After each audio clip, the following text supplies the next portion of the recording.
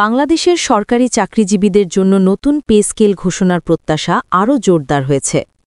বেতন ভাতা বৃদ্ধি, গ্রেড পরিবর্তন এবং ভাতা সমন্বয়ের বিভিন্ন দাবি বর্তমানে আলোচনার কেন্দ্রবিন্দুতে রয়েছে।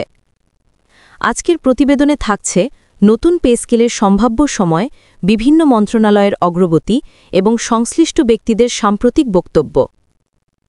সরকারি সূত্রে জানা গেছে, সরকারি চাকরিজীবীদের জন্য একটি সমন্বিত নতুন পে স্কেল প্রস্তাব পর্যালোচনায় রয়েছে।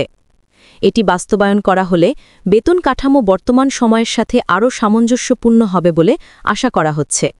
যদিও এখন পর্যন্ত আনুষ্ঠানিক ঘোষণা আসেনি, তবে সংশ্লিষ্ট দপ্তরগুলো প্রয়োজনীয় কাজ এগিয়ে নিচ্ছে। নতুন পে স্কেল নিয়ে ৩টি প্রধান মন্ত্রণালয় একসাথে কাজ করছে। মন্ত্রিপরিষদ বিভাগ নীতিগত বিষয় পর্যালোচনা করছে। অর্থ মন্ত্রণালয় বেতন বৃদ্ধির ফলে বাজেটে কী ধরনের পরিবর্তন আসবে সেই আর্থিক প্রভাব বিবেচনা করছে। জনপ্রশাসন মন্ত্রণালয় গ্রেড, বেসিক স্যালারি, ইনক্রিমেন্ট এবং ভাতা বাড়ানোর প্রস্তাব খসড়া করছে। সরকার ও কর্মচারী সংগঠনের একাধিক প্রতিনিধিরা সম্প্রতি বেতন বাড়ানোর প্রয়োজনীয়তা নিয়ে মত দিয়েছেন। জনপ্রশাসন ও অর্থ মন্ত্রণালয়ের কর্মকর্তারা বেতন কাঠামো পুনর্বিবেচনার কথার ইঙ্গিত দিয়েছেন।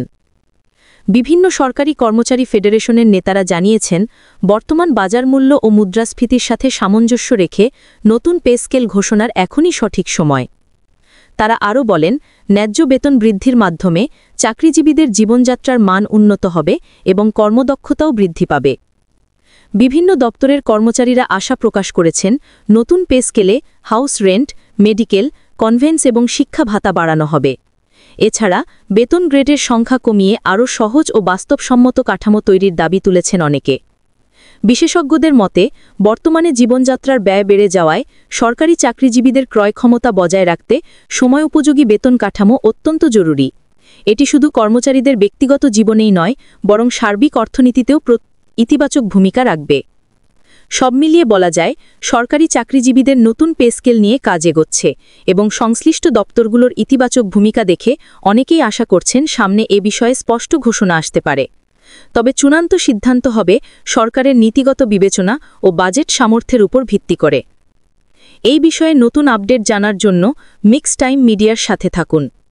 আপডেট পেতে লাইক, শেয়ার এবং সাবস্ক্রাইব করতে ভুলবেন না।